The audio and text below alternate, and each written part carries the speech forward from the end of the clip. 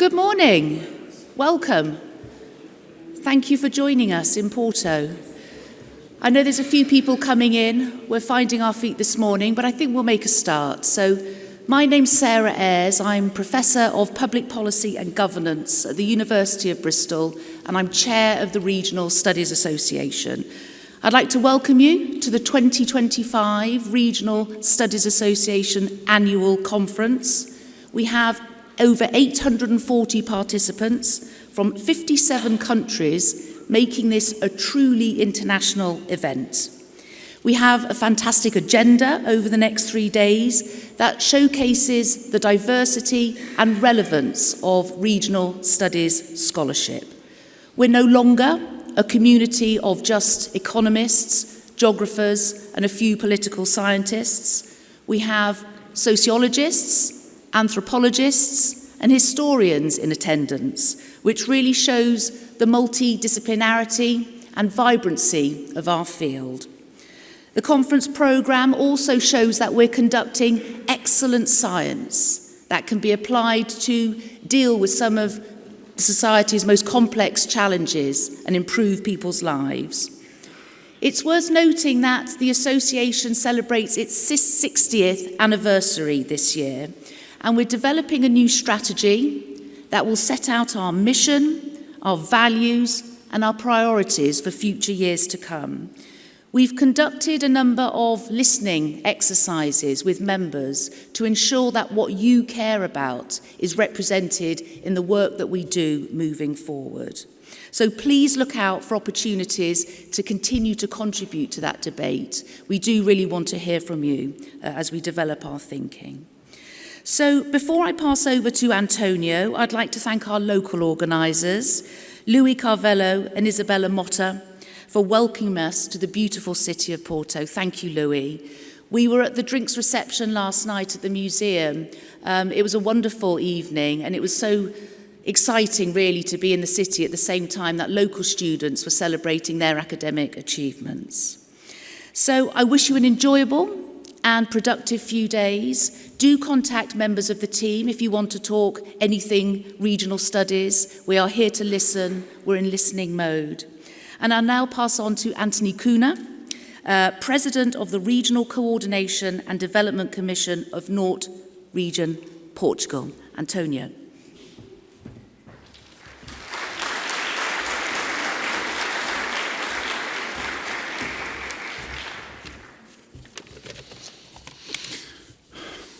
Hello, good morning, caro Luís Carvalho e todos a direção da Faculdade de Economia da Universidade do Porto, os meus cumprimentos. Also, I'd like to greet Sarah Ayres, the chair of the Regional Studies Association, but also you all, participants and all people present, and also our distinguished speakers of the first section, including our regional lady and regional thinker, Elisa Ferreira, that is, of course, I would say, an asset of this region in terms of global thinking in this domain. It is for me quite a great pleasure to greet you all in this Salon Nobre, in this notable Salon Nobre, in this opening ceremony. Of course, a dedicated compliment to the Faculty of Economics, a national and international reference in teaching and research in economics and business, and of course, a lighthouse of knowledge for this North region. Regions are not just a geographical entity.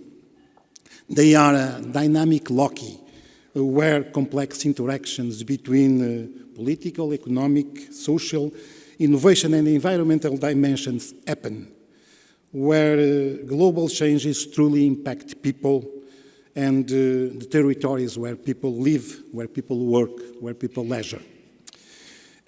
Regions have so the crucial spatial scale for a rigorous scientific analysis needed to inform and support accurate policies, I would say better policies for the benefit of people.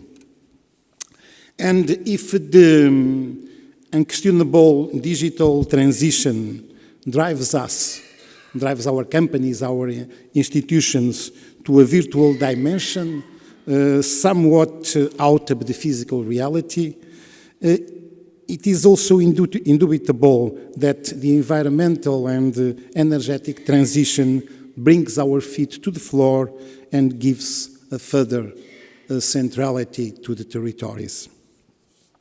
In this circumstance, I acknowledge the Regional Science Association and all the delegates present here and represented by Sarah Ayres for the excellent work, merging the views of scholars, policymakers, and practitioners on the outstanding mission of promoting knowledge about regions, offering a hub of collaboration, dialogue, and critical thinking, bridging research and the tangible political territory policies. And of course, I welcome you to this to the north of Portugal, the most populated industrial and exporting Portuguese region with 3.7 million inhabitants and about 27 billion euros of exports, with an excellent group of innovation centers in different areas, including green energy, advanced materials, manufacturing, also biomedicine, and also hosting our national supercomputing center. We are also the cradle of the Portuguese nation. More than 9 centuries ago was established in this region, and with very important historical and cultural and natural heritage, including 5 UNESCO sites, and of course, we are the origin of some of the best wines and olive oils of the world. So anchored in history and in tradition, North embraces the future, committed to the green and digital transitions, strong-minded to use knowledge and creativity as distinctive factors to migrate to economy of higher added value, and trying to attract those higher adding value sectors, including pharma or biotech or semiconductors or aerospace, and we are having important developments in these areas. To give you a rough idea, in 2011, textiles was our main export with 3.1 billion euros. Today is automotive with 5.5, but sectors like precision equipment in the last decade were had the major growth. For instance, in this case, precision equipment more than 200%. North is a region like the other 4 in the Portuguese mainland, also under an important reform based on a new legal framework that we are having.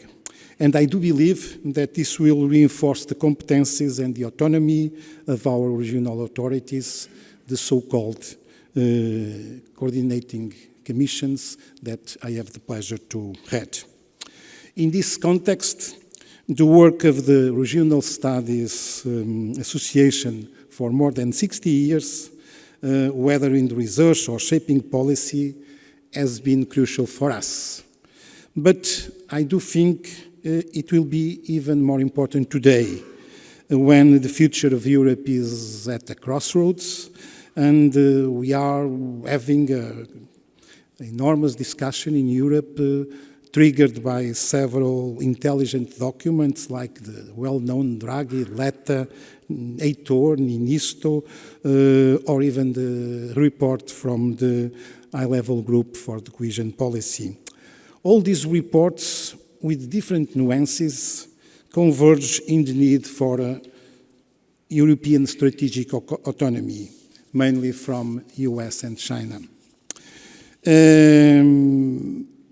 But in this context, we are hearing several voices reducing this objective to the military dimension, pressed by the need, the absolute need, for rearmament within the NATO framework.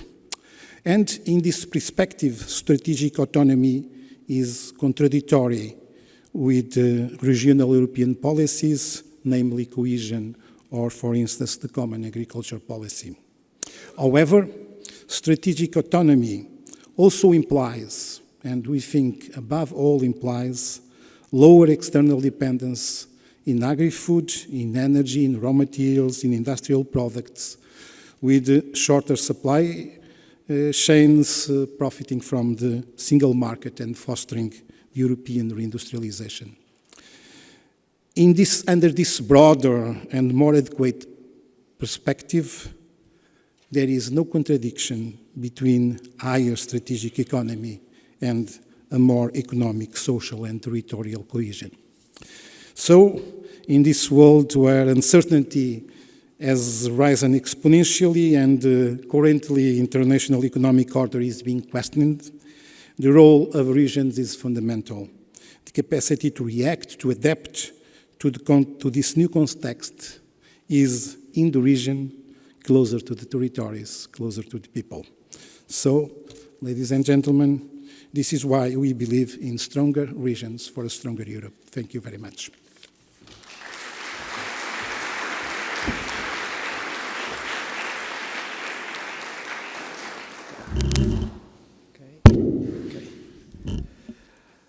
Okay. Good morning to everyone. It's welcome here to the Regional Studies Association Annual Conference at Porto. Before we begin, I would like to express my sincere thanks to the Regional Studies Association, an association that I am a member for so many years now and have been involved and contributing to the development of the association. And I would also like to express my sincere thanks to the local organizers, the Faculty of Economics here at University of Porto, and in special to my colleague and friend Luís Carvalho for this generous and kind invitation to chair the open plenary session. So it's a real privilege to be here and to help to facilitate what I am sure it will be stimulating and valuable discussion, especially, of course, because of the quality of our plenary speakers. Thank you again, once again, for this opportunity. A brief word just to mention that as we dive into this theme of navigating regional transformation, it's quite fitting. Well, I mean, the name in itself being navigation, so in depth in our culture, so it's a very good name. But regions actually are in a sea of change, so it's interesting to see how the challenges and opportunities for different regions to evolve and transform. So we have today to help to discuss these four excellent speakers, and I will introduce each one before their talk. So first, we have our first speaker hardly needs any introduction, Professor Elisa Ferreira. She has been at the forefront of the European and national policy making for decades, actually, and from a role as European Commissioner for Cohesion and Reforms to also key positions on in Portugal and Europe's financial and political sphere. So it's an excellent speaker, also knows in depth many of these questions for the regional transformation. So thank you very much, Professor Elisa, and the floor is yours. Thank you.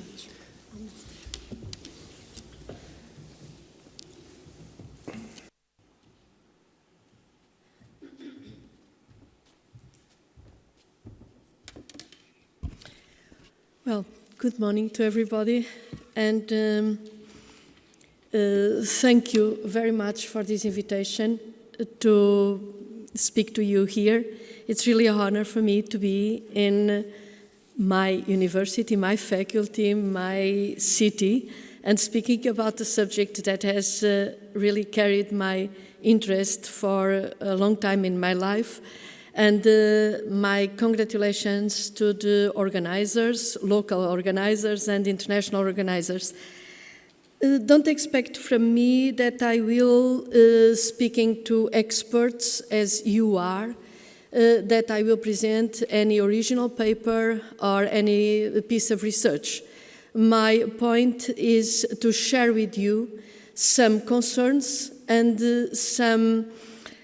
to stimulate your interest in relation to the two central words that are present in this conference. It's changing, so transformation, and navigating transformation.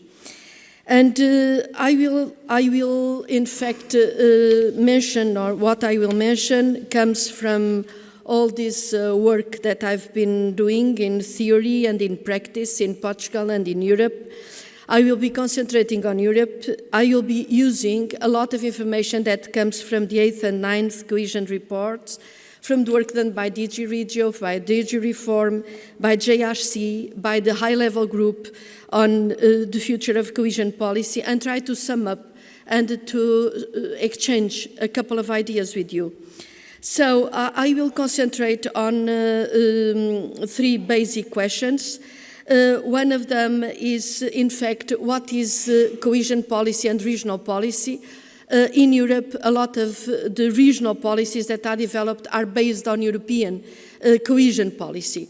And so my first question is, what is regional policy and cohesion policy at this moment in Europe? Then what are the stories that we have? Is it an old policy? Is it a modern policy? It comes with success stories that we need to discuss and share, and some other areas where we don't have such wonderful stories to tell. There is a reason. I think I will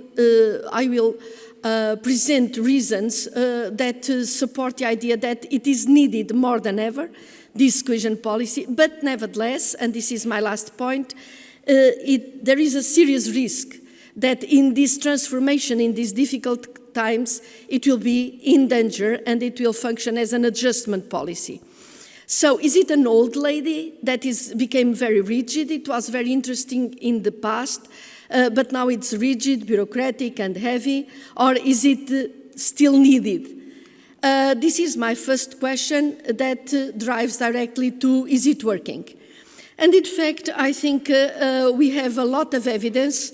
For the sake of time, I will go very shortly on one important message, and this is the last accession of all these newcomers to the European Union shows in the left you have a basic GDP per capita, you have the European average in blue, and then you have in the year 2000, what was the GDP per capita of all these countries, in particular the countries that exceeded more recently in 2004 until 2013. You can see that, for instance, the last one, Romania, had 26% of the European average in terms of GDP per capita. 20 years later, or 23 years later, you see that the minimum GDP per capita from Bulgaria is 64, so there is a movement to the right of the GDP, of the level of development of all these countries. This is, they went from half of the average to 80% of the average. This is, I think, already an important illustration of the change that took place, and this is basically due to cohesion policy. I have this blocking somehow. Yes, it moved. You have another graph. The blue line shows the evolution in terms of adjustment between countries. The red line, that is not so obvious, is the convergence, long-term convergence, when you talk about regions. So it's not necessarily true that the national and the inside each country movement converge at the same pace, but they all show a very strong convergence. This is the long-term purpose of cohesion policy, but then you have also short-term investments. This shows in the crisis of 2008 compared with the crisis of 2019. The adjustment after the crisis, so the last one, the one on the right is the COVID crisis, And you can see easily that the orange line shows the recovery of the weakest regions, whereas in 2008, the cohesion policy, regional policy did not react, and so the weakest regions had a long period of recovery, and they lasted for 10 years or 15 years until they recovered the previous level of development. So emergency action by cohesion policy also worked. The less positive vision that is often used by the so-called next payers in the European Union is the fact that countries and regions that have been supported for a long time, and I'm talking about Portugal, about southern Spain, about southern Italy, about Greece, they still present themselves as in need of support. And this is used very often as, okay, cohesion policy doesn't work. So my first plea is that you, the researchers, or all this community, and allow me to get part of it too, to be part of it too, that we research why there are examples and regions that even if they are supported for a long time, in fact, they don't show the recovery that we expected. And there is a list of I don't have the time to go through them, but there is a list of reasons that deserve your research and our debate. So one of the issues that needs to be addressed is obviously the asymmetric impact of the so-called horizontal policies. Trade policy, for instance. How does it impact asymmetrically the different regions? There are issues like how member states, I mean, can we blame cohesion policy, or is it the problem is in the country, or the problem is in other forces that drive asymmetry, and cohesion policy has a lot of difficulty in being the counter element, the only counter element in this process. But how seriously do member states take the regional and spatial convergence as one of their national priorities? Another question, how many still expect spin-offs from a big developed pole like it happens in southern Europe? Another question is, what is the capacity of hyper-centralized countries to be able to implement in practice with the European funding and national funding a place-based development strategy that is fit to the different characteristics of the different regions? Another question, how are we capable of having the quality in governance and the quality in the public administration that drives, that designs a strategic vision in these difficult and complex times when you have solved the basic infrastructures of a country? And then, what is the counterfactual? What would have happened if if the cohesion policy had not been there? So these and other questions deserve our discussion and our attention before we, in fact, move to basic statements on what works and what doesn't work. Just for a small note on what is happening in the capital metro regions. In the southern member states, this is the last group of information, in which you see that, in fact, in terms of productivity, particularly the southern European model with big capitals and big cities is reducing the overall level of productivity. This is the lines that you have there. This is JRC and DG Regio research. But in fact, we have this movement, a backward movement in the agglomeration areas that are very typical of Southern Europe. So this is food for thought and for discussion. And now we move into the reasons why. Is it a sign for me? No. Now we move into the reasons why I personally believe, and I think we have to campaign for it, that this cohesion policy that is often mentioned as the glue that keeps Europe together is more needed now than ever. And we can have the traditional reasons. European values. Democracy includes economic democracy. So it includes access to basic services, access to opportunities. Competition inside Europe among unequal partners will never work without fragmentation if you don't have a way to boost the growth of the weakest partner in this competition. The diversity of territories requires that we take a particular care with peripheral, mountains, islands, the difficult regions in Europe. And the other word is enlarging and deepening, brings in new demands. And this is the past, this is the history, this is why we had cohesion policy. But now we have to address what is the asymmetric territorial impact of a lot of the things that are happening. One of them is demographic winter. So Europe is losing population, but it is not losing at the same pace everywhere. There is climate change, the prevention, the adaptation that brings opportunities and risks. There is the Green Deal, and not all the regions will benefit with adapting to the Green Deal. New problems. We have underdeveloped regions, but this is the typical argument, but then we have the regions that are trapped at different levels of development, and this is one of the outcomes of all the recent research done in particular by the high-level group that Andrés Rodrigues Pose shared. And then there is the asymmetric territorial impact of our agenda, Draghi and Letta reports. So, just very quickly, this is a map, natural population change, net migration, regions in a talent development trap, those regions that are losing their best, those that has the energy to make the change. Then you have the impact of climate change. So you see the asymmetry, yeah? You have the impact of climate change. You have a next, hopefully a next one. No, it's not moving, I'm sorry. Oh, yes, it's moving now. You have regions at risk due to the green transition. We created Just Transition Fund exactly to address this, but there is a completely different impact of the effort to adjust to a new paradigm. The new one, trying to get to the new one, but it doesn't seem to go.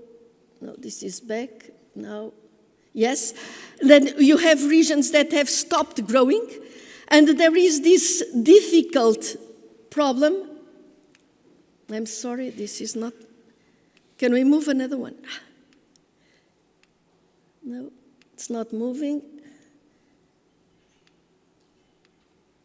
Yes, and there is this correlation between years of stagnation or probability of stagnation, of lack of growth, and the votes for anti-European, anti-democratic parties as a consequence of the depression that people have or disappointment with the model, the economic model that is going on.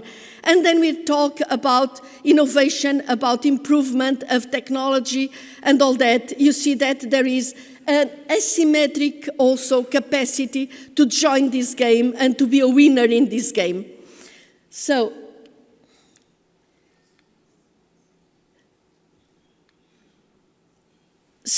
this, I'm sorry, I'm having problems with this.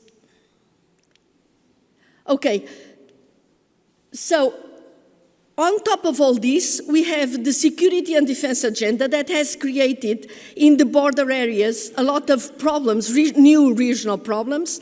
We have the need also as a consequence to accelerate enlargement with countries that really have a very low level of development. Do we have a lot of instability in which the breaking of the transatlantic relationship with the United States, the instability and uncertainty creates a lot of instability, and this instability is after particularly negative for the regions that are weaker or that have capacity to adapt. So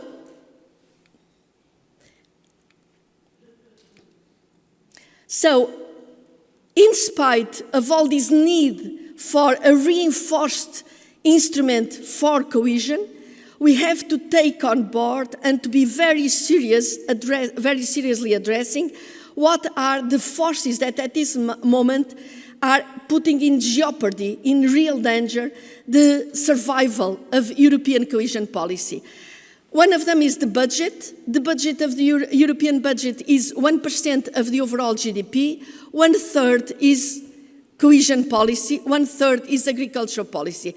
So there is no wonder that there is a hyper-concentration and demand on how efficiently this money is using. And all the arguments of it doesn't work are at the center of the debate. So, of course, on top of this, we have two other problems on the budget. One is income. Inside the inflows, there is a little margin of maneuver. All these arguments that it doesn't work, the arguments that you should put in the budget the same money that you receive, so the juste retour argument grow. And we have a lot of difficulty in creating new own resources. There is a list, a possible list, but it's not easy politically to move forward. On the expenditure side, we have to repay the borrowing, the next generation. We have Letta and Draghi reports. Yes, we have Letta and Draghi reports that bring in more financial needs. We have the needs for security and defense, and we have the needs for enlargement. So this is the core of the discussion at this moment. How are we going to raise money? There are alternatives, but they need to be put forward, prepared, discussed, and agreed upon. And this is becoming more difficult when some of these issues require unanimity voting, and the political will and choices are raising a lot of problems that are very well known. So you have here the increase of the anti-European, anti-democratic votes until 2022 across Europe. This is also research that has been done. So the unity and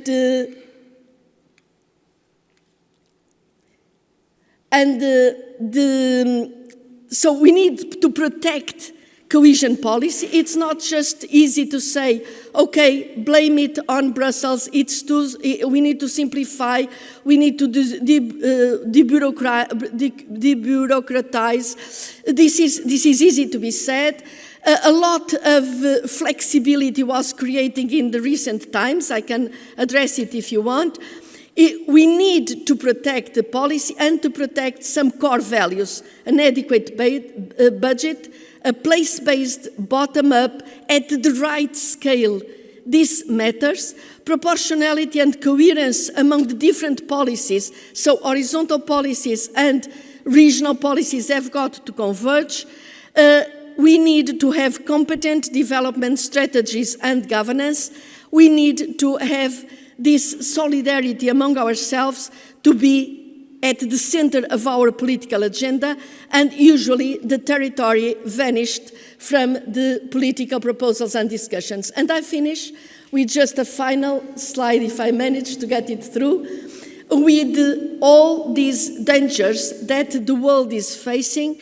I think from the European perspective at least, we need to go very deep, but also outside these rooms, all of us, all of you, because it is with you that we can protect democracy, a quality of life, and in fact, that the world is a place where all of us can live. So my last comment is, please engage, please research on these details, but share this research because we need it. Thank you very much.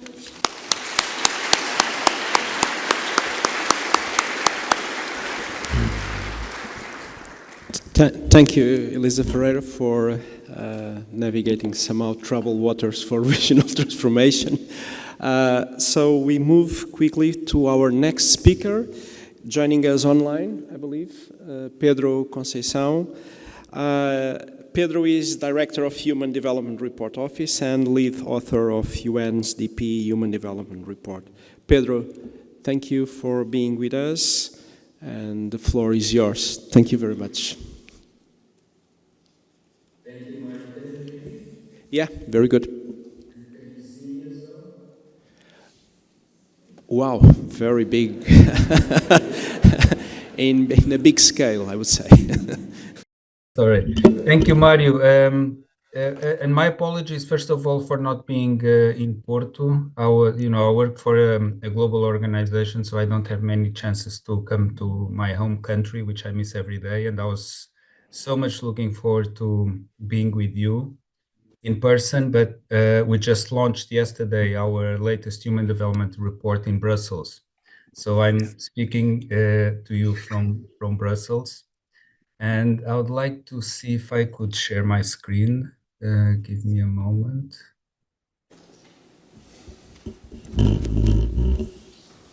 Can you see my screen? No, not yet. Okay, sorry.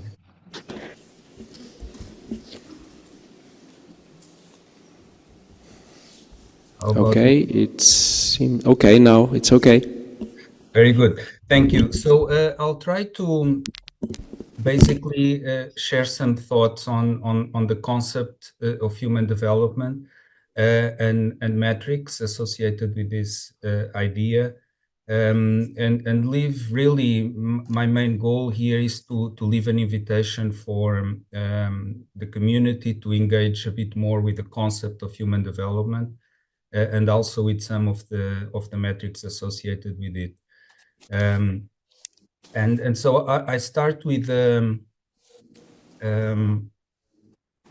little bit of context about the history of the concept of human development that started 35 years ago. It was rooted in Amartya Sen's thinking around capabilities. So essentially what Amartya Sen suggested is that the way to assess social welfare needs to go beyond the economic dimension and needs to encompass a broader set of what he called capabilities.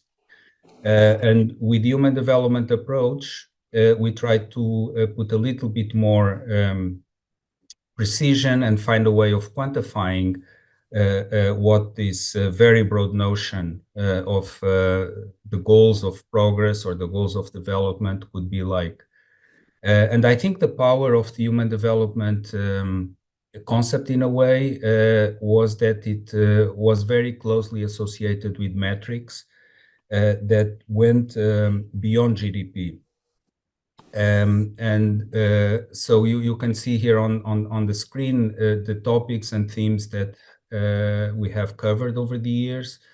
Last year, the topic of the Human Development Report was on political polarization, something that Elisa Ferreira alluded to in the European context, but it's actually, unfortunately, a global trend, something that we're seeing in many parts of the world. But, I will not go into the topic of the report. The report that we launched yesterday, in case you're interested, is on artificial intelligence and the potential to harness artificial intelligence to advance human development.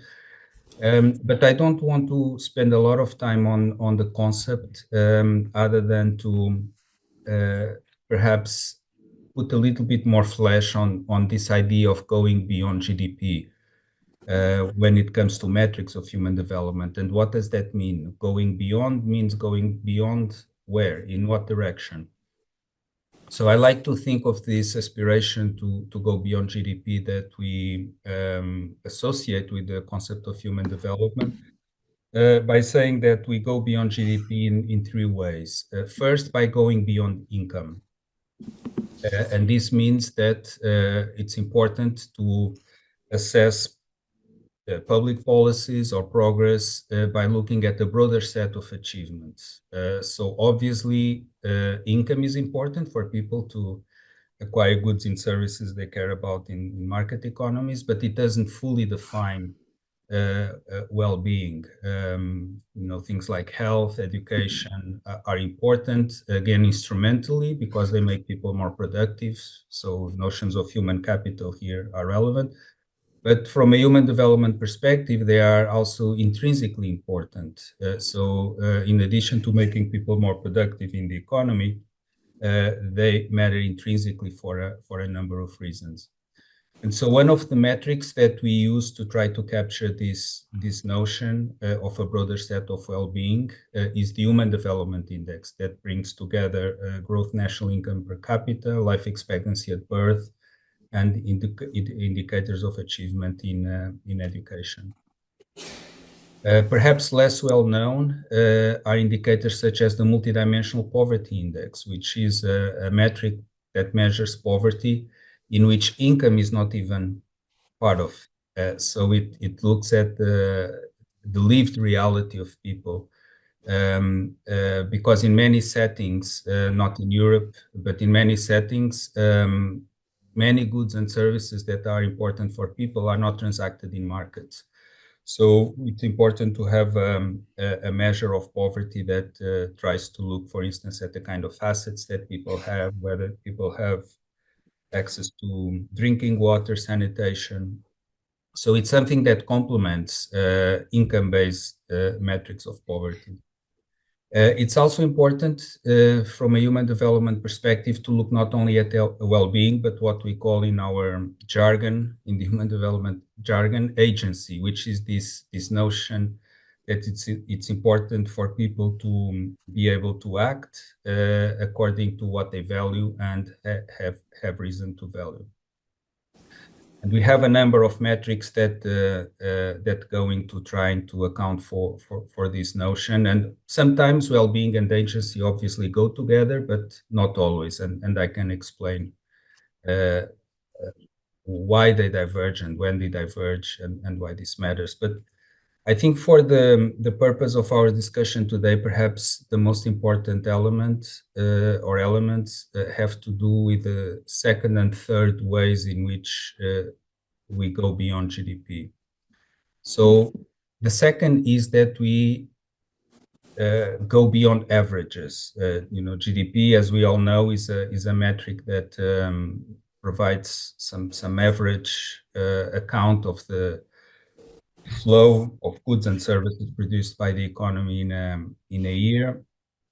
But it's important to look at the symmetries across people, and we have metrics like the Inequality Adjusted Human Development Index that essentially deflates the Human Development Index by the level of inequality in each of the three components of the Human Development Index, but also inequalities across groups of people. So for a long time, we've been producing metrics that look at gender inequalities, but perhaps more relevant for our discussion today is more recent work that looks at subnational disaggregation. So I'll just give you a few examples of what this means in practice. So the first is work not from us, but from colleagues at the University of Chicago, that were able to compute the Human Development Index at the census tract level in the United States. So you can see here the sort of progression going from the Human Development Index that we publish in our reports at the level of countries on the left side of the map of the world that you see at the bottom of the image, to states within the United States, to counties, to the census tract level. And you see here the reference of the paper if you're interested, but perhaps even more interesting that there's a website, you see the URL on the top, or if you just Google community HDI, you'll go to it, that allows for an interactive way of seeing how the Human Development Index varies at this very, very high level of disaggregation. Now, this is possible to do in a country like the United States. I'm sure it's possible to do in many European countries, but what about the rest of the world? So this is work that we're doing here in our office, or not here, but in our office, in the Human Development Report office with some colleagues in academia, that is basically using machine learning and satellite images to go from the national level to the regional, all the way to grids of 25 by 25 kilometers. So this is obviously not actual data. This is predicted data by the AI algorithm. But this experimental work that we're trying to do to go towards this disaggregation in places that are data constrained. So as part of sort of my invitation, we'd be very interested in finding colleagues interested in collaborating with us, in exploring more about what can we do to go in this direction towards more disaggregated data. The third way in which we go beyond GDP is by looking at what is looking beyond today, notions of sustainability. GDP is a terrible way of measuring sustainability, as we all know, because it's a flow. It's not. We cannot live today's GDP to not even next year. People living next year, let alone to the next generation. So here we need to start looking at concepts associated with assets or capital, broadly defined. And we're trying to see how we can incorporate some of these measures into our human development metrics. But what we have been doing as an alternative is to try to construct scenarios that would enable us to understand how prospects for human development are likely to change into the future. And this speaks to the theme of the conference of transformation in contexts in which transformation is going to be driven, for instance, by climate change. So this is Pedro. Sorry, 5 minutes, okay? So, okay, I'm about to conclude. One tool that we have to enable us to do that, you see the URL on the screen. We call it Human Climate Horizons. So what this does is to try to understand not only the hazards. So we have excellent biophysical models of hazards like climate change or sea level rise for many parts of the world. But what we have done was to connect these climate hazards with variables of interest for human development. So these include things like mortality rates, labor supply. We're about to publish an update that looks at food productivity. Again, this is not at the level of countries, it's at the level of regions, so it's more granular, more disaggregated. And it's something that can be updated as new models come online, and against which we can add new layers. So again, this is an invitation for colleagues interested in helping us to make this platform better. So not only am I inviting you to use this data and this information, but also inviting you to help us to improve. And the final example I will give, this is not yet published, but we are working also on what we call an index of climate hazards that includes the indicators that you see in boxes here. So the aspiration is to have many more things, but at the moment we are focusing on those that you see in boxes. And again, the idea is to move towards a very high level of disaggregation. So this is real data. This is not predicted data. And we were able already to construct this index of environmental hazards. And then we can do things like you see here on this slide, which is a correlation between these indicators of human development, such as Human Development Index, and the hazards. And you see that the correlation is negative, meaning, as we often hear, that those populations more exposed to these environmental hazards are also the poorest on average. So I'll just conclude with an example and an illustration as to how we can go even more granular. We are currently working with our UNDP, United Nations Development Programme country office in Zambia on a national human development report. So we have the global human development report, but also national human development report. And we're doing detailed work to try to understand what are the prospects in Zambia, again, in a context of climate change. So here I'm just showing an example of the information that we're relying on drought severity, but we have a number of indicators. And this kind of detailed analysis is crucial to inform a range of policies everywhere, but particularly in countries that are exposed to climate change, like Zambia. So this is it, really. I'm just showing on this slide a number of collaborations that we have in the office with many institutions, United Nations, academic institutions. And again, my main goal perhaps was not only to share some of the work that we're doing with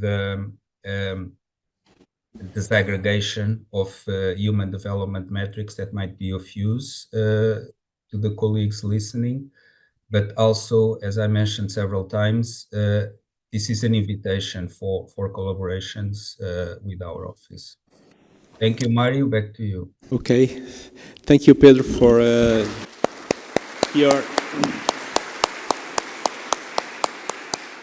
Thank you, Pedro, for your intervention and to show us the advances on the UNDPs on this topic. Thanks. We move now to the third speaker, so it's a real pleasure to introduce our third speaker, Professor Michaela Trippl, an economic geographer at the University of Vienna. Michaela is widely recognized for her outstanding contributions in the field of innovation, sustainability transitions of regions, and I am particularly pleased to have her with us today. The floor is yours, and thank you, Michaela. Yeah, thank you, Mario. Thank you so much for having me. It's a true pleasure to be part of this opening session. Thanks a lot for the nice introduction. I can directly pick up on the inspiring talks we have just heard and start by looking at the overlapping crisis of our time. We know the climate emergency is escalating and spatial and social inequalities are deepening. We are confronted with disruptive technological developments, and geopolitical tensions and conflicts are reshaping international relations in ways that are really hard to predict. And these and other challenges and megatrends are leading to uncertainties that really cut across all scales and spheres of society, and they have a profound impact on regional development. And in light of this, we are facing growing calls in our fields, in regional studies, in innovation studies, in economic geography. Colleagues urge us to critically reflect on our research agendas. We are asked to rethink and reshape core notions such as innovation and regional development. And there are quests to develop new theoretical frameworks, new metrics, new empirical research practices. And all of this matters, not least to ensure that our research remains impactful and can continue to inform place-based policies and help regions to navigate the crisis of our time. So let's focus on innovation system research and how it has responded to these calls. Researchers in this field are clearly on the move. They have started to ask how innovation can be aligned with societal challenges. And we are now seeing the emergence of a new generation of innovation system frameworks.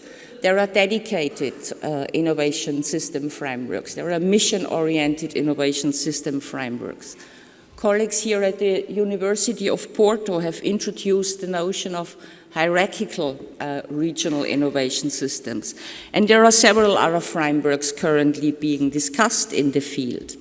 In Vienna, together with colleagues from Norway and Switzerland and Germany, we have developed the so-called CORIS perspective, so the challenge-oriented regional innovation system perspective.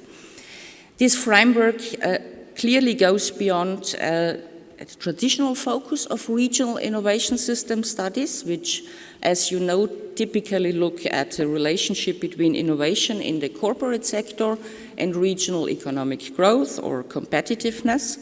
So CORIS moves beyond this conventional focus. It proposes a broader lens. It places territorial challenges at the center and asks how innovation can be mobilized to address pressing problems and needs. And in line with a more critical and more comprehensive understanding of innovation, it also broadens the scope of who and what is considered relevant in innovation processes. So it pays attention not only to the triple helix actors, but also to public sector organizations, civil society, or users, and the diverse innovation activities carried out by these actors.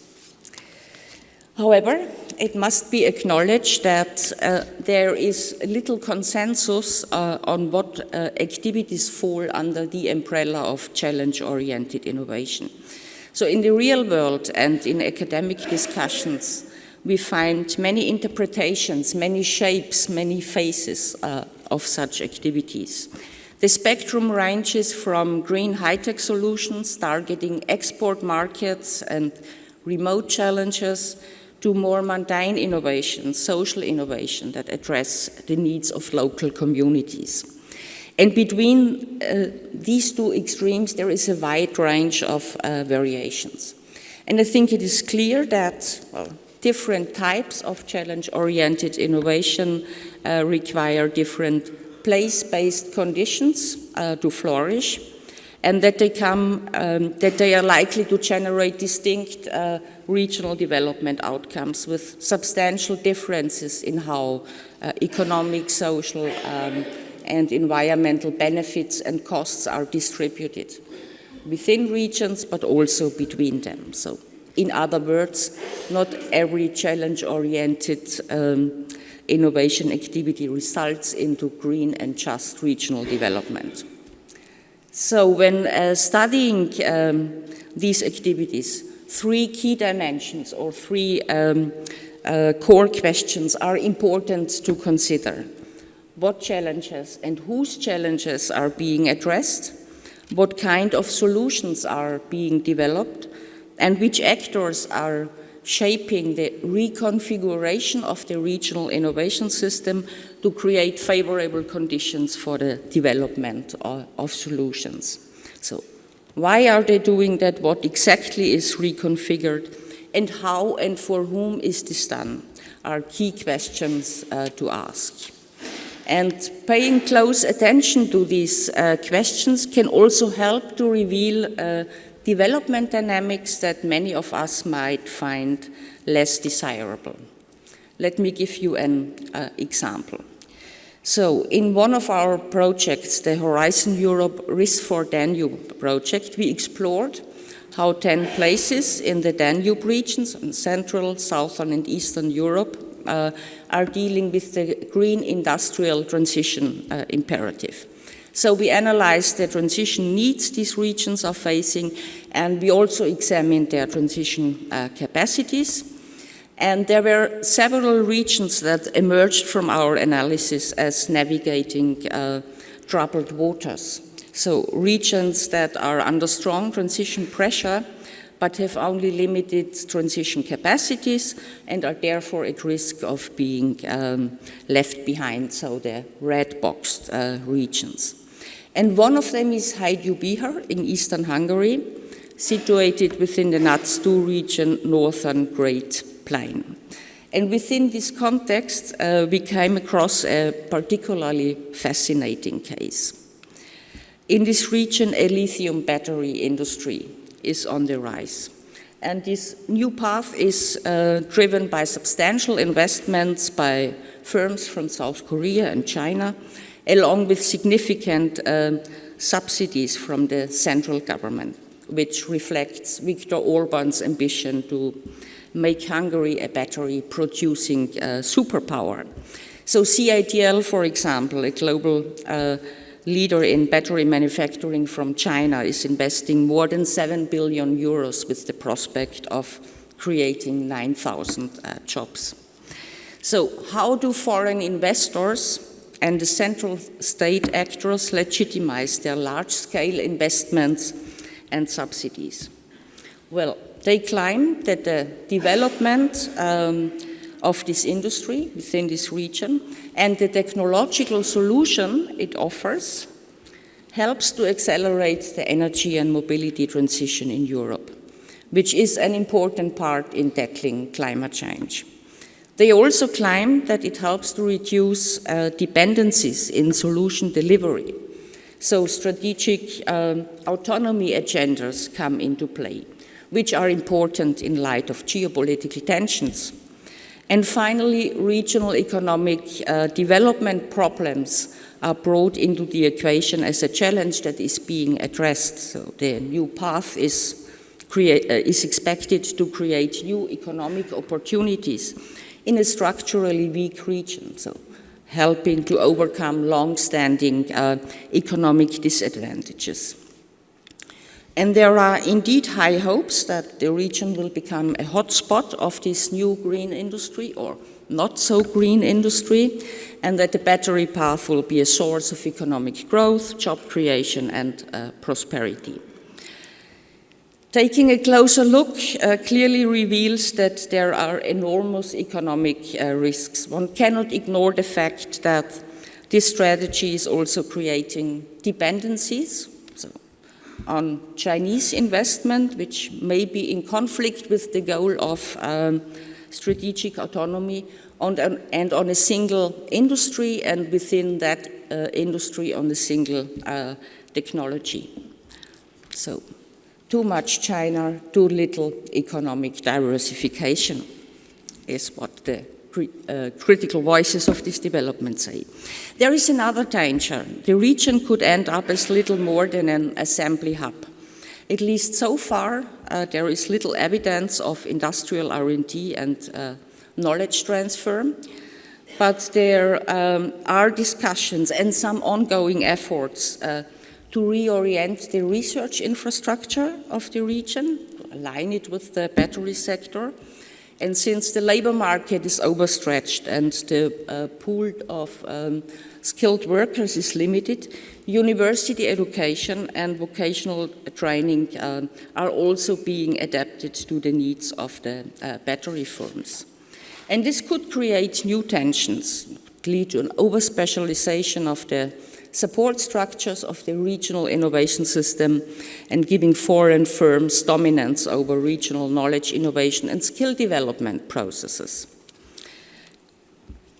During our research, a number of other concerns became apparent, concerns over precarious pay structures, poor working conditions, limited union representation, and we identified a number of several environmental problems related to the path's huge need for water and energy, air, water, soil. Soil pollution are serious issues. And valuable agricultural land has become a victim of this industry. And all of this has led to protests by the local population who see their quality of life under threat. And there is clear evidence that environmental protests are ignored and opposition is suppressed in a variety of ways. So what we see here is a case of what we could call challenge capture. So where pressing problems, climate change, geopolitical conflicts, regional economic development problems are used or misused to legitimize a solution that comes with a very uneven distribution of benefits and costs. It benefits foreign investors, serves national ambitions, while bringing economic risks and social and environmental harm to the region. And orchestration is clearly in the hands of foreign firms and central state actors. They are driving the process in ways that serve their interests, and the needs, threats, and concerns of local firms, of workers, of the population are largely ignored. And this is far from an isolated case. Similar developments can currently be observed in other contexts as well, even in more liberal democratic contexts. So recent work by Eriksson and colleagues, for example, documents challenge capture and the exclusion of critical voices in northern Sweden, where efforts were made to establish a battery path around the company Northvolt. And there are several other examples of strategic industries in non-core regions, showing how these places are made part of green solutions, where powerful actors dominating the discourse claim that this brings enormous opportunities to the regions, opportunities the region cannot afford to miss. And while these large-scale investments in strategic industries may represent extreme cases, there are many less spectacular cases that show that so-called green solutions can easily translate into environmentally unsustainable and socially unjust regional development. Mario, how much time is left? Are you negotiating? Yes. 3 minutes, okay? 3 minutes, okay. This will be challenging. So, how would alternative, more inclusive, more sustainable regional innovation and development agendas look like? The CORIS approach, which I mentioned at the beginning of my talk, could be a source of inspiration here. CORIS clearly ties in with alternative conception of innovation and regional development, and recent work on micro-missions by our colleagues from Cardiff University and place-based transformative policies.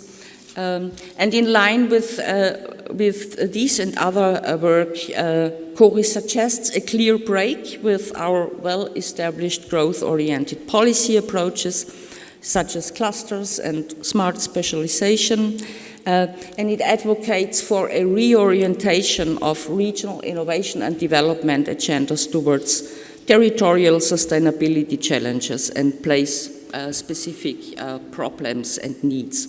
So they should be the starting point of the strategy development process. So the initial steps involves the identification and selection of place-specific challenges in close collaboration with multiple stakeholders, not only the usual suspects, but also so-called new innovation actors, including also local communities and citizens. So they should be empowered and involved in identifying challenges and defining priorities. And they should be involved in what we call CORIS initiatives, so well-coordinated initiatives in which multiple stakeholders, depending on the challenge under consideration, of course, come together and tackle place-specific problems. Still 2 minutes? This is great. So, nevertheless, it's Southern Europe, you know. We are in Southern Europe, so culture. Perfect. Anyway, so in the respect of time, I will skip the presentation on the CORIS initiatives and how they work, and I move on to the last slide. CORIS provides, I think, a clear vision towards a more sustainable, more inclusive regional innovation and development agendas. But what regions could do is one thing, and what they end up doing is another. So much more research needs to be done to better understand not only the strategy development process, but also the implementation and the regional development outcomes. So, and the key question to ask is indeed, where do regions position themselves along the reorientation, transformation continuum? So this refers to the risk reconfiguration process, right? So, risk reorientation is what we can observe in most cases when we look into regions who are trying to implement green growth agendas. This is about reorienting the historically grown regional innovation system with the usual suspects in the driving seat. The question is, how much evidence can we find for more ambitious, more transformative risk transformation agendas, where new actors are empowered and where we can observe this disruption of old and construction of new networks and institutions. So there is not that much evidence on that, but so the question is really, and now I come to an end, and instead of offering a conclusion, I would like to invite an invitation. I invite you to contribute to the discussion how more transformative agendas could be implemented and how they could be mainstreamed, and what it takes in terms of transforming the risk in more radical ways, and what system-level agencies enacted by whom are necessary to do that. And how can the risk of reversibility be addressed when traditional activities regain appeal? Just think of current geopolitical tensions and current global shifts and the new world disorder. Do they favor once again more conventional activities? I think so. And how can we then deal with such a situation? How can regions decouple from global trends? Can they? Let's discuss. So, and with that, I finish my talk, and I thank you for your attention.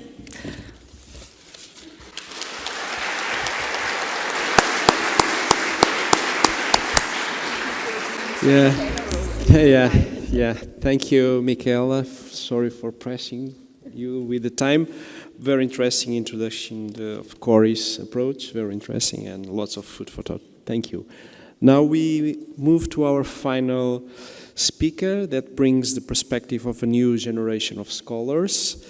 Zhiwu, early career fellow at the University of Cambridge, is doing cutting-edge research on spatial inequality using big data and causal inference methods. And we are all very pleased to have him with us today. Zhiwu, the floor is yours. Thank you. Thank you, Maria, for the introduction. Thank you, everyone, for coming to this opening plenary section. It's a deeply honored to be an early career speaker here. So now I'm going to talk about the link between local wealth inequality and political protests. An interesting feature of this project is that we use big data on geocoded household wealth and geocoded protest events to establish this link. It's a joint work with Davida Luca, also from Cambridge, Neil Lee and Andreas Rugipos, both from LSE.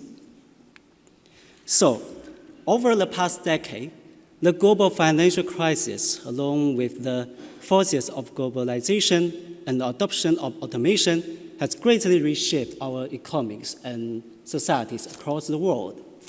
And we have witnessed that many subnational regions that were once prosperous but now facing relative decline, stagnation. This primarily due to the industrial restructuring in the global north. As a result, there has been a growing frustration in these left-behind regions, and many voters there revolt, mostly at the ballot box. For example, the Donald Trump's victory in the elections and the United Kingdom's Brexit referendum drew strong support from communities that were once hit hard in the globalization. And also, as Elisa already mentioned, there's a positive association between regional development trap and Eurosceptic votes. But these patterns are limited to the global north. How about political discontent across the global south? Are there any comparable patterns of rise in populism in these regions? So that's what we focus on in this project. Building on recent research from sociology and psychology, we argue in this project that local level wealth inequality plays a significant role in driving political discontent.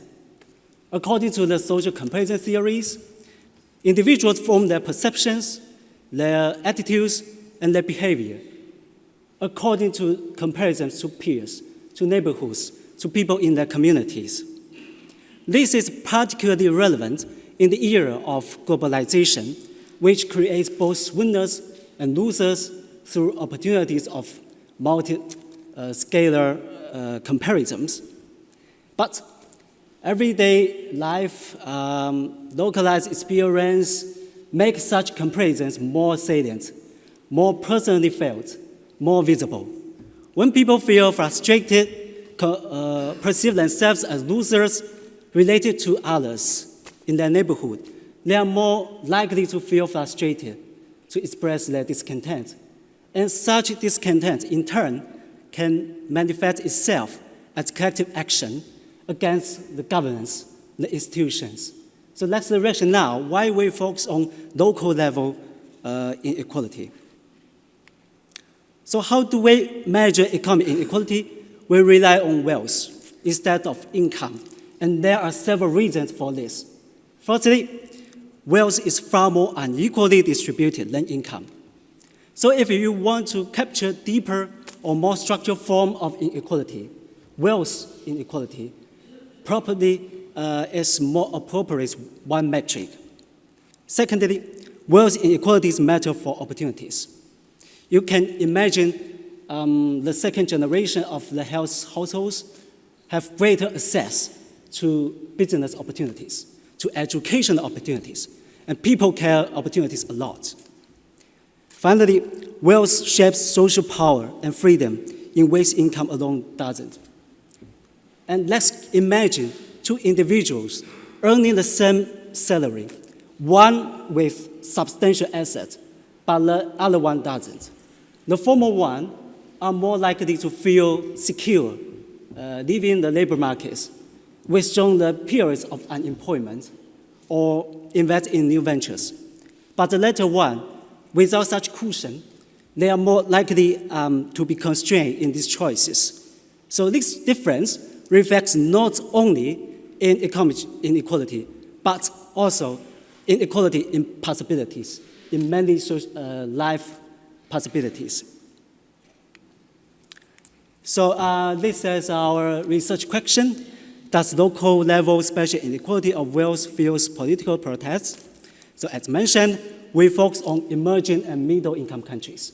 So there's already a body of literature focusing on the global north, studying the political discontent. And secondly, we focus on political protests, which are non-electoral forms of political discontent. And we focus on subnational, local level analysis, compared to other studies focusing on country level analysis in the global south. And we focus on spatial wealth inequality relative to income inequality.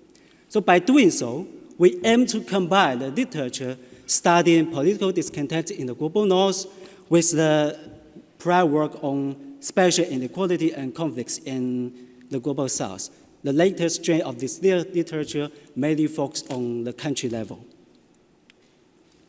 So to perform our analysis, we use big data to construct our data set for the analysis. Firstly, we collect 0.67 million protest events, and we geocode these events at the administrative level too, and aggregate them by monthly frequency to measure the protest intensity. Secondly, we obtain relative wealth index data to construct our intra-region spatial inequality, and relative wealth index cover around 2.61 million neighborhoods.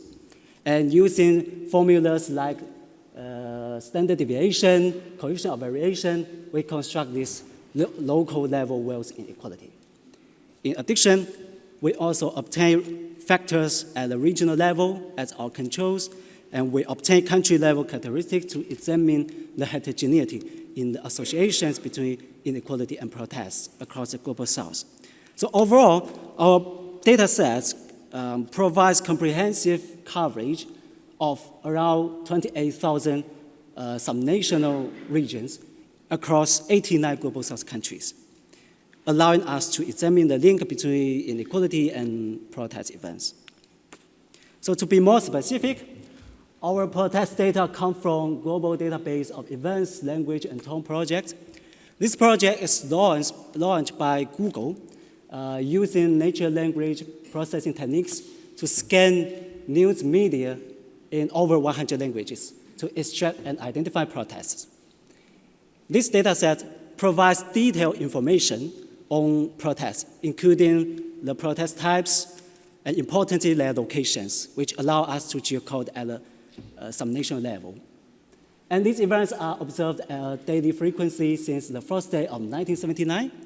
For the purposes of our analysis, we exclusively focus on the period from 2014 to 2019.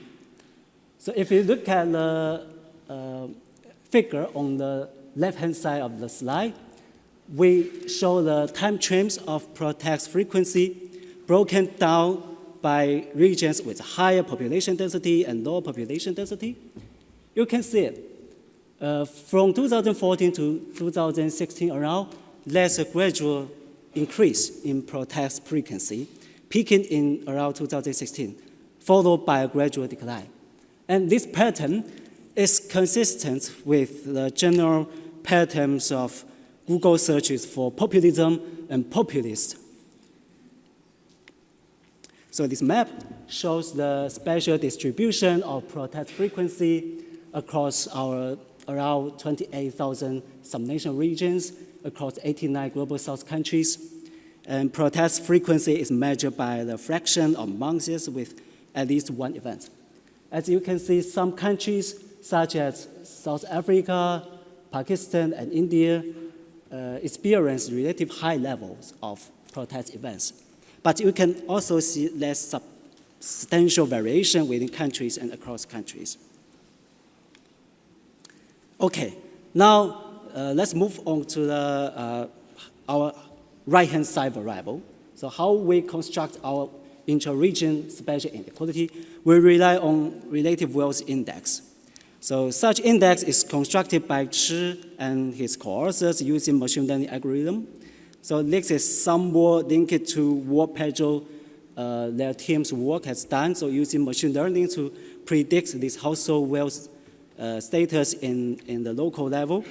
And they use some predictors such as access to electricity, nighttime luminosity, and road density as predictor to predict household wealth at the local level. And the final output is the relative wealth index, geocoded at 2.4 kilometers by 2.4 kilometers gray cells. So relative wealth index of each cell represents the average household wealth relative to the national average. And for each country, we rank this index on a scale from 0 to 100 to avoid any negative values because we want to construct our spatial inequality using the coefficient of variation.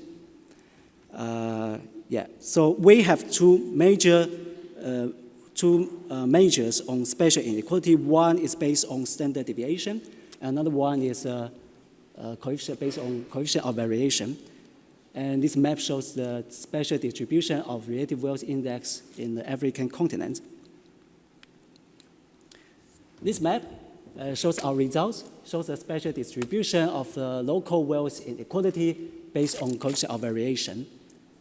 As you can see, there's substantial variation in local level wealth inequality, both across countries and within countries. But it's also noticeable that around some big cities, especially some capital cities, the levels of local wealth inequality is relatively low, probably because of more balanced access to infrastructure and services in the urban centers compared to the rural or peripheral areas. Okay, now let's establish the link between protest frequency and inequality. So we adopt a relatively simple empirical model, just regress protest frequency on our measures of inequality, controlling for a rich set of regional level factors such as population density, nighttime luminosity, distance to nearest ports to capture economic developments which matter for protest events. And we also include a full set of administrative level 1 region fixed effects to account for any locality-specific but time-invariant factors such as governance quality, institutions, something like that. Okay, and we have two major empirical findings. Firstly, indeed, we find that local wealth inequality is positively associated with protest events. In other words, regions with higher level local wealth inequality tend to experience more protest events. And this linear shape are presented in the bin scatter plots as shown here. On the left-hand side is based on the measure constructed from standard deviation, and on the right-hand side is based on the coefficient of variation. In both cases, the linear shapes are robust, even when we control them for the regional level factors and a full set of administrative level 1 region fixed effects. Secondly, so we examine the heterogeneity in the association between spatial inequality and protest frequency. To explore this, we stratify the sample by country features. For example, polity, governance, economic performance, fractionalization, legal and colonial origins. And overall, our findings suggest that the association of local wealth inequality and protest is higher in democracies, which is consistent with expectations. And the association is also more pronounced in countries with stronger accountability and rule of law, perhaps because of these countries, the governments protect people's speech freedom, and where people feel more free to express their dissatisfaction, they are more likely to do so in face of inequality. But interestingly, the associations also evident in countries with lower institution qualities. Some countries with weaker regulatory quality and control corruption, maybe because individuals here are more likely to feel disaffection against the governments. And we also find the positive association is relatively high in countries with low in income per capita and high unemployment, especially among those with advanced education, perhaps because of the mismatch between aspirations and opportunities. And we also find the association is particularly pronounced in countries with lower fractionalization, mainly because in these countries, the coordination cost is relatively low for people to form collective action. And so makes it easier for people to do protests against the governments or institutions. And interestingly, we also see countries previously colonized by the British Empire are more likely to experience pronounced relationship between the inequality and protests. events, perhaps reflects his long-standing historical legacies. Okay, so what are the policy implications of our findings? What can policymakers do to reduce protests or political discontents rooted in inequality? So somewhat conventional wisdom is that policymakers should pay close attention to communities, to groups that have suffered from globalization and automation. Or policymakers can adopt place-based or place-sensitive policies to revitalize left-behind localities. But our empirical findings also emphasize the importance of reducing inequality at the neighborhood level to reducing the neighborhood segregation. In particular, recent scientific findings suggest that improving social integration is the key. And so an interesting approach is to help individuals from the disadvantaged backgrounds to befriend with high socioeconomic status individuals.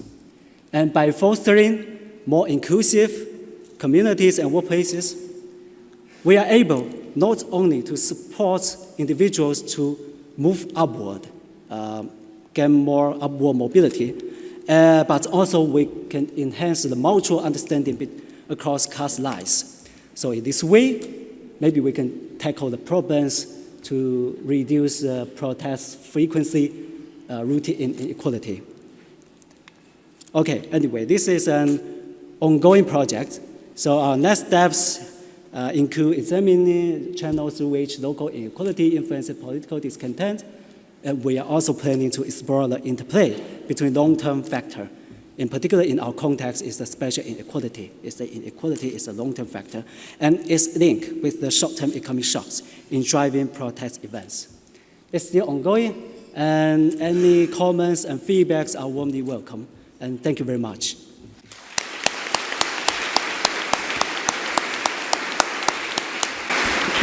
Thank you, Zhiwu, for your interesting talk. So we are really approaching the end. I'll be, if it's okay, to pick one or two questions, very brief, one of those burning questions, if it's the case. Also people in the room, outside, with the internet connection. I have here also. Anyone? Okay, we have here at the front one question. Please wait a minute, just.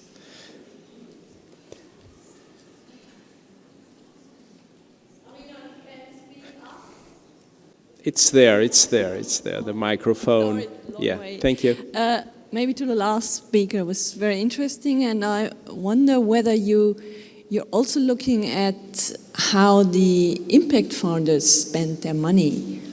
Did you talk to the wealth managers? I mean, because there's a lot of money in philanthropy going to communities, going to poor neighborhoods, going into regions, social integration projects.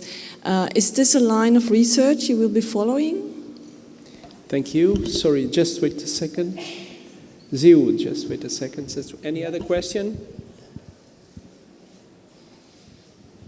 Okay. Over there. Oh, it's there? At the end. Okay, sorry, I was not seeing you. Please. Yes, hello, Robert Hassing, Kiel University. I have a question also for the last presenter. I was asking myself, why do you include both democracies and authoritarian regimes in your data set? Because it's comparing apples with pears. In authoritarian countries, there is maybe much less room for expressing protest than in democracy. So I don't understand why you put them together. Okay.